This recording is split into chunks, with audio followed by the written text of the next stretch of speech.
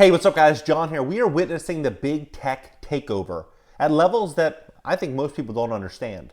Google just acquired a building in New York for $2.1 billion. $2.1 billion.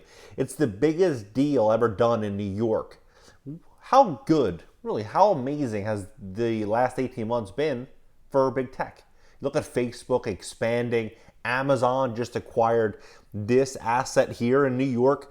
630,000 square feet for $963 million. And they're gonna spend $1.4 billion on its new offices. They're gonna spend $1.4 billion on their new offices. And when we look at this infrastructure package, this all ties together. So this infrastructure package, what we're seeing here is that the House tax plan would not go as far as President Biden initially hoped. The president had called for a 28% corporate tax rate and a 39.6% capital gains rate. Biden has promised not to raise taxes on anyone making less than $400,000. The House proposal would take huge steps to reverse the 2017 Republican tax cuts. It would hike the corporate tax rate to 26.5% after the GOP slashed it to 21.5%, 21% from 35%. So what I think is very likely to happen is big tech, they're seeing the opportunity. They see the writing on the wall. Small businesses are struggling. Rent is optional.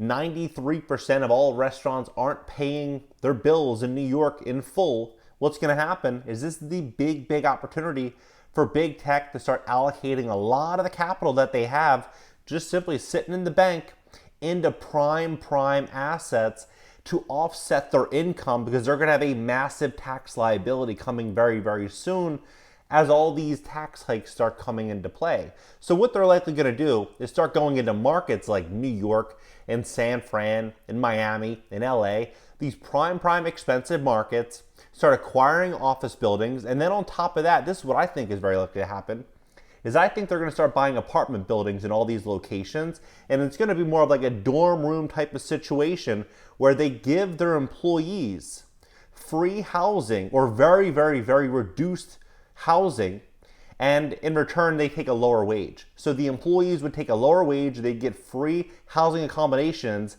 and then big tech would be able to offset all the expenses with their office buildings, with their multifamily properties, with the management, with taxes, with all of their expenses. So they're just going to be on a rampage, just buying as much as possible. But look at what's happening right now in New York. It's quite fascinating how fast they're moving.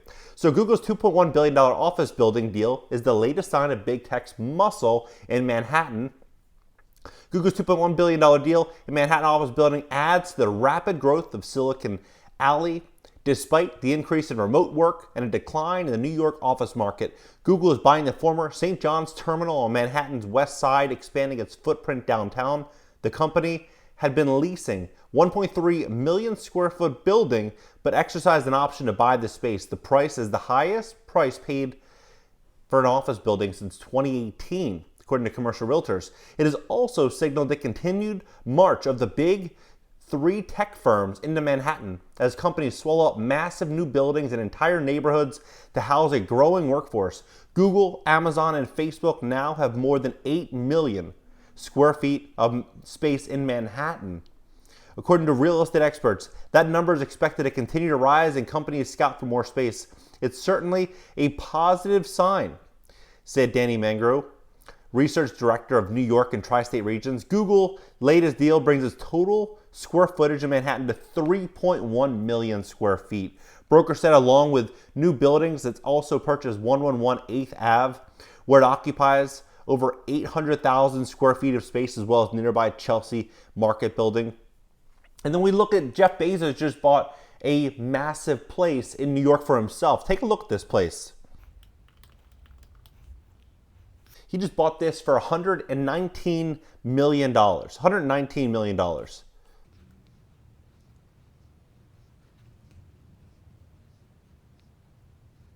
Just incredible. Just incredible. They're going to move in here and start acquiring all of these key landmark properties.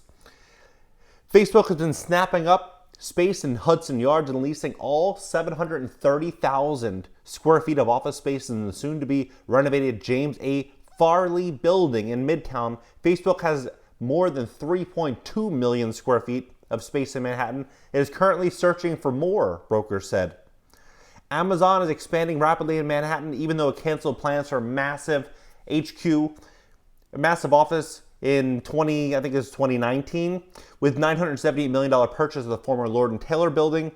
Now Amazon is 2 million square feet. The leasing activity from big tech has sparked early signs of a recovery in Manhattan's office market, which has been hit hard by the pandemic and urban flight. Leasing volume in August more than doubled from July, with 1.46 million square feet of office leased in Midtown, according to Colors International.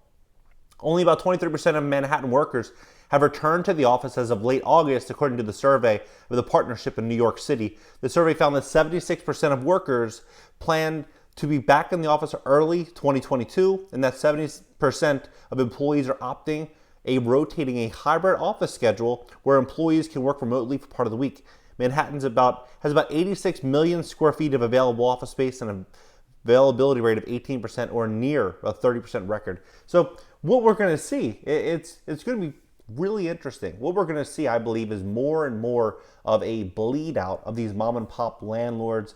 And I think rents are likely going to come down to a level that they haven't been at in a very long time, because they keep pushing out the return to office.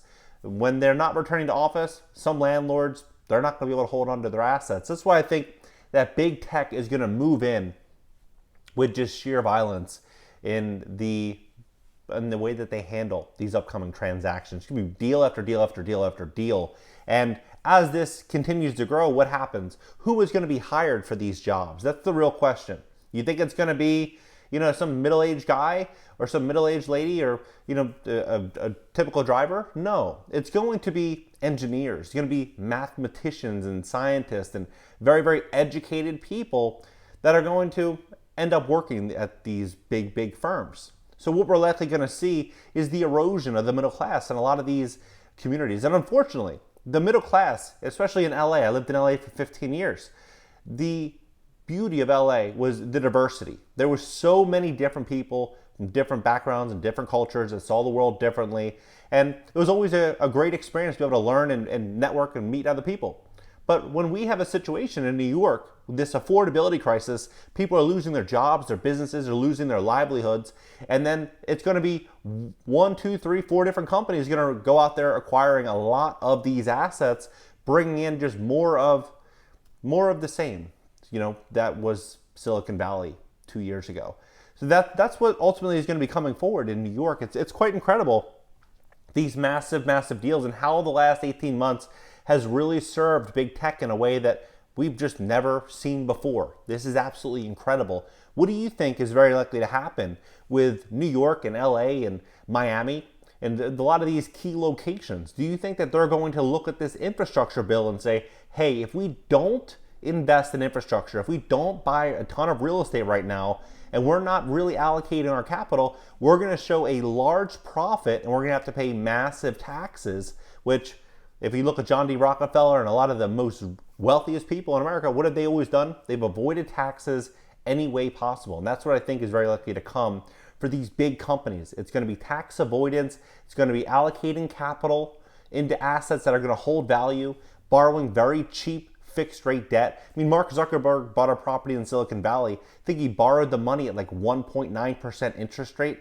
It's unbelievable. They have access to cheap debt that you and I don't have access to. So it would be foolish for them not to take advantage of it. And any bank and institution would love to lend money to them because the default rate is almost zero. What do you think about this? Drop your comments below, smash that like button, subscribe here. Also consider subscribing on my personal channel. I'll leave the links pinned down below in the top comment. I'll see you guys next video.